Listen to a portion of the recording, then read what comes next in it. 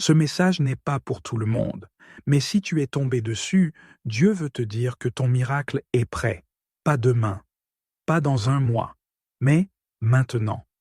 Et tu as exactement 2 minutes pour ouvrir ton cœur.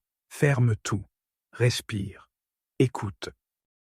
Tu crois peut-être que Dieu t'a oublié, que tes prières se sont perdues dans le silence du ciel, mais laisse-moi te dire quelque chose de profond. Le ciel ne t'a jamais tourné le dos. Ce que Dieu a préparé pour toi est déjà en route, déjà en mouvement, déjà en exécution dans l'invisible. Ce n'est pas parce que tu ne vois rien que rien ne se passe. Les bénédictions ont été libérées, les ordres ont été donnés, les anges sont déjà en mission. Mais il y a un voile, une barrière entre ce que Dieu a parlé et ce que tu vois de tes yeux. Souviens-toi de Daniel. Il avait prié, il avait jeûné, et il n'avait aucune réponse pendant 21 jours. Mais voici ce que l'ange lui dit dans Daniel 10:12. « Ne crains rien, Daniel, car dès le premier jour où tu as eu à cœur de comprendre, tes paroles ont été entendues, et c'est à cause de tes paroles que je viens. » Dès le premier jour, pas le 20e, pas le dernier, le premier jour, mais l'ennemi a voulu bloquer la bénédiction. Il y avait une bataille dans l'atmosphère. Il y a des promesses dans ta vie qui ne sont pas mortes. Elles sont juste suspendues, en attente de percer. Elles flottent au-dessus de toi, prêtes à tomber comme la pluie. Mais il faut persévérer. Il faut continuer à croire. Il faut continuer à parler comme si tu voyais déjà. Habacuc 2:3 le dit clairement. Car c'est une prophétie dont le temps est déjà fixé. Elle marche vers son terme, et elle ne mentira pas.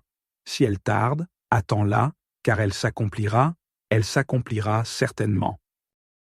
Ce que Dieu a dit va arriver, même si tout autour de toi crie le contraire. Les promesses de Dieu ne sont pas des paroles vides. Elles sont vivantes, elles sont en mouvement, elles sont activées. Le ciel travaille pour toi, même si la terre te rejette. Les anges bougent pour toi, même si les hommes te bloquent. Tu n'as pas été ignoré, tu es en cours de manifestation. Et Dieu m'a envoyé aujourd'hui pour te rappeler ceci. Ne lâche pas maintenant, tu es plus proche que tu ne crois. Tu regardes ta vie, tu regardes les promesses, et tu te demandes « Pourquoi rien ne change ? Pourquoi est-ce que je sens toujours ce vide, cette attente interminable ?» Mais écoute bien, le silence de Dieu n'est pas son absence. Ce n'est pas parce que tu n'as pas encore vu ton miracle que Dieu ne travaille pas. Dieu n'est jamais en retard. Il est toujours en train d'orchestrer des choses dans l'invisible, bien au-delà de ce que tu peux comprendre. Mais parfois, il y a des raisons spirituelles qui retardent la manifestation. Ce n'est pas que Dieu t'a oublié, c'est qu'il y a une guerre autour de ta bénédiction. Il y a des attentes que tu crois non exaucées, alors qu'en réalité, elles sont juste en suspens. Pas parce que Dieu ne veut pas, mais parce que l'ennemi combat ce que tu dois recevoir. Et parfois, sans le savoir, nous lui ouvrons la porte. Une pensée toxique, une parole de doute, une amertume que tu nourris. Ce sont de petites brèches qui deviennent de grandes portes, et le diable, lui, n'a pas besoin d'un portail pour entrer. Une fissure lui suffit. Tu pries pour le miracle, mais dans le même souffle tu déclares « Je ne crois plus, je suis fatigué, ça ne viendra jamais ». Et cette parole annule l'atmosphère de foi que Dieu essaie de construire autour de toi. Et pendant ce temps, le diable t'observe. Il ne peut pas empêcher Dieu de bénir, mais il veut t'empêcher, toi, de croire jusqu'au bout. Il veut que tu abandonnes juste avant que la bénédiction n'arrive, juste avant que la porte ne s'ouvre, juste avant que le miracle ne tombe. C'est sa stratégie. Il te bombarde de pensées, il utilise la fatigue, la confusion, le découragement pour que tu abandonnes ta foi au moment même où tu devais la renforcer. Tu sais pourquoi ? Parce qu'il voit ce que tu ne vois pas encore. Il sent l'odeur du miracle qui approche. Il sait que si tu tiens encore quelques jours, ce que Dieu a décrété va se manifester avec puissance. Alors, ne tombe pas dans le piège. Ne confonds pas le temps de silence avec un abandon. Ne crois pas que Dieu a changé d'avis. Ton miracle n'est pas annulé. Il est en cours. Il est en route. Et c'est justement parce qu'il est proche que l'ennemi redouble d'intensité. Mais toi, tiens bon. Ne lâche rien. Parce que la bénédiction est plus proche que tu ne le crois. Tu veux savoir ce qui retient ton miracle? Ce n'est pas que Dieu n'a pas parlé, ce n'est pas qu'il n'a pas agi, c'est qu'il y a parfois des poids invisibles, des blocages de spirituels qui nous freinent, qui nous étouffent, qui empêchent le flot divin d'arriver jusqu'à nous. Le premier blocage, c'est l'amertume non confessée. Tu souris devant les gens, tu lèves les mains à l'église, tu dis « Amen » à haute voix, mais dans ton cœur, il y a quelqu'un que tu n'as pas pardonné, une blessure qui saigne encore, une trahison que tu revis chaque nuit, et tu crois que c'est banal, que tu peux prier malgré ça.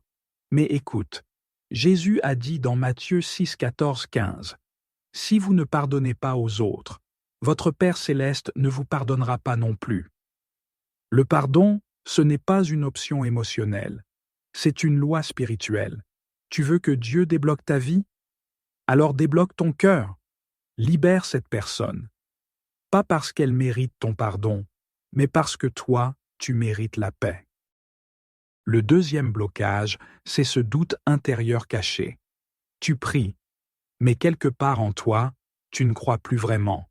Tu dis « Seigneur, je te fais confiance », mais ton cœur murmure « C'est trop tard ». Et ce doute silencieux agit comme un poison lent. Tu n'oses pas l'avouer.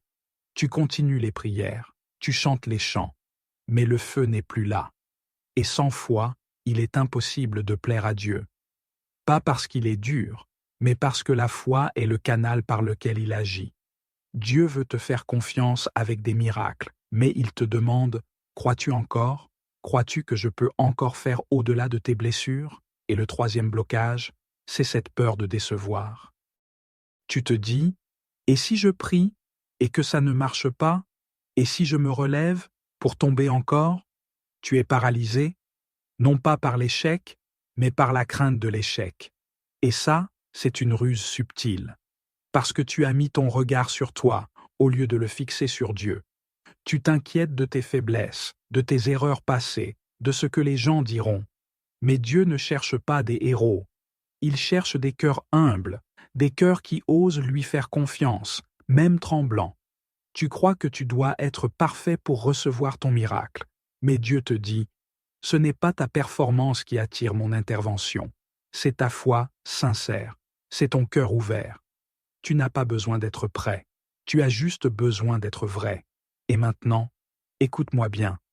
Aujourd'hui, le ciel veut te libérer de ces chaînes, de l'amertume qui ronge, du doute qui ruse, de cette peur silencieuse qui te paralyse, parce que ton miracle ne demande qu'une chose, un cœur pur et une foi vivante. Es-tu prêt à laisser Dieu briser ces blocages aujourd'hui? Tu ne le vois peut-être pas, mais ton miracle est plus proche que tu ne l'imagines.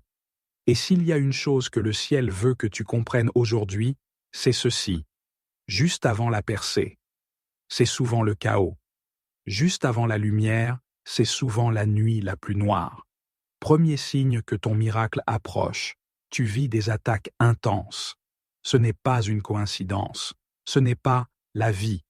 Ce n'est pas une simple mauvaise passe. Quand tu te sens oppressé sans raison, quand les tentations augmentent, quand les pensées sombres deviennent plus fortes, ce n'est pas un hasard. L'enfer ne gaspille pas ses flèches. Il frappe ce qui l'intimide. Et si tu es sous attaque, c'est parce que ta vie dérange dans le monde spirituel, parce que ce que tu portes est dangereux pour le camp adverse, et les ténèbres attaquent souvent juste avant que la lumière surgisse. Ce n'est pas un signe que Dieu t'a abandonné, c'est la preuve qu'il est sur le point d'agir puissamment. Deuxième signe, tu as l'impression que tout s'effondre, les relations se cassent. Les projets tombent, les repères disparaissent. Tu te dis, mais Seigneur, pourquoi tout ce que je construis semble s'écrouler? Et Dieu te répond, parce que tu as bâti sur du sable, et moi, je veux poser des fondations éternelles. Parfois, Dieu permet les secousses pour reconstruire sur du vrai. Il fait tomber ce qui est instable pour que tu ne t'appuies plus sur des illusions. Ce n'est pas une punition, c'est une préparation. Tu cries à Dieu de restaurer, mais lui veut réinitialiser, parce que ce qu'il prépare pour toi est trop précieux pour reposer sur l'ancien. Et enfin, troisième signe, tu ressens une poussée intérieure inexpliquée, un feu, une urgence, un appel secret. Tu ne sais pas d'où ça vient, mais tu as envie de prier plus, de lire la parole, de te sanctifier, de dire non à certaines choses. Tu sens que quelque chose se prépare. Ce n'est pas ton imagination, c'est le Saint-Esprit qui t'éveille. Il te secoue parce que le ciel bouge. Il t'appelle à t'aligner, à être prêt, à recevoir. Et si tu ressens cette agitation intérieure, cette soif de plus, ce besoin de te rapprocher de Dieu, alors ton miracle est à la porte. Les gens pensent que quand tout va mal, c'est la fin. Mais toi, tu sais maintenant. Quand l'enfer s'agite, quand le sol tremble, quand le ciel t'appelle plus fort, c'est que le miracle est proche. Ne te décourage pas, ne te détourne pas, ne t'éteins pas. Tu es à 2 doigts du tournant. Reste connecté, reste en feu, parce que Dieu est sur le point de t'étonner. Seigneur mon Dieu, en cet instant sacré, je m'arrête. Je mets tout de côté, et je lève mes mains vers toi. Je ne viens pas avec de beaux discours, je viens avec un cœur brisé, un cœur qui a douté, un cœur qui a pleuré, un cœur qui s'est parfois éloigné, mais un cœur qui te cherche encore. Père, je commence par te demander pardon.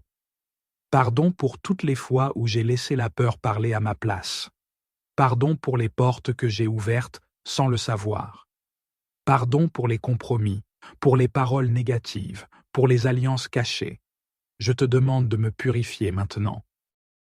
Purifie ma maison, purifie mon âme, purifie mes pensées. Je déclare aujourd'hui avec foi, je ferme les portes de l'ennemi, j'ouvre les cieux sur ma vie. Tout ce qui appartenait aux ténèbres dans ma maison, dans mes choix, dans mon passé, je le dépose à tes pieds, Seigneur, et je te demande de venir régner à nouveau. Prends toute la place. Je choisis de te croire, même sans voir. Je choisis de te suivre, même quand je ne comprends pas. Je choisis de me tenir debout, même si tout vacille autour de moi, parce que tu es fidèle, et ce que tu as promis, tu l'accompliras. Aujourd'hui, Seigneur, je réponds à ton appel. Je sors de la confusion, je sors de la peur, je sors de l'attente passive, et je rentre dans ta lumière.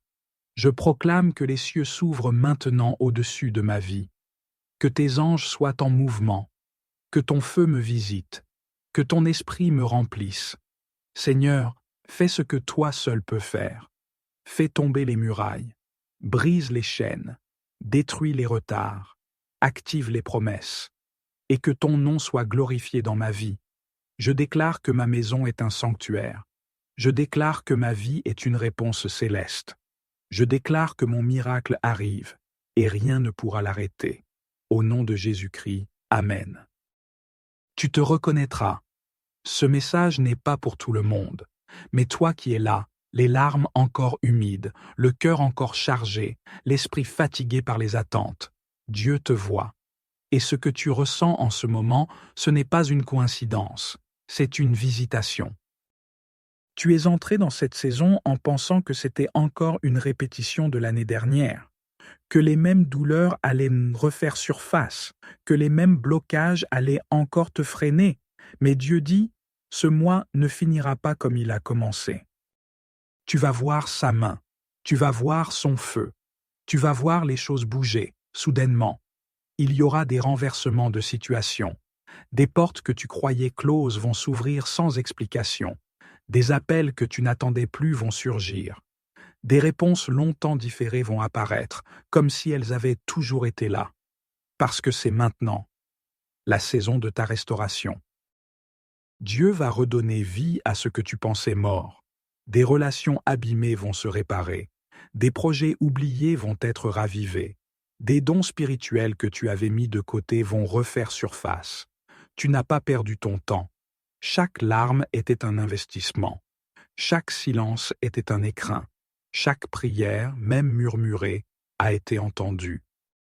Il y a en toi une lumière que l'ennemi a tenté d'éteindre. Mais Dieu la rallume aujourd'hui. Tu arrives à la station du miracle. Et non, tu n'es pas en retard. Tu es exactement là où tu devais être. Ni trop tôt, ni trop tard. Juste à l'heure divine. Le ciel te dit, « Je n'ai pas changé d'avis sur toi. Ce que j'ai promis, je vais le faire. Tu ne seras plus dans l'attente, tu seras dans la manifestation. Prépare-toi, prépare ton cœur, prépare ta maison, parce que je viens te visiter. » Et quand cela arrivera, tu sauras que tout ce que tu as traversé n'était pas pour rien. C'était la route, c'était le creuset, c'était la preuve que le miracle était déjà en marche. Tu n'as pas été abandonné, tu as été préparé. Ce message n'est pas juste une vidéo, c'est un sceau céleste apposé sur ta destinée. Quelque chose vient de changer en toi, quelque chose a été activé dans l'invisible. Alors, ne laisse pas cette graine retomber dans le silence. Écris maintenant en commentaire. Je suis prêt et, Seigneur. Affirme-le, proclame-le, scelle-le. Abonne-toi pour ne manquer aucun message prophétique, parce que ce n'est que le début. Et surtout, regarde maintenant la vidéo suivante. Elle est la suite logique de ce que tu viens de vivre.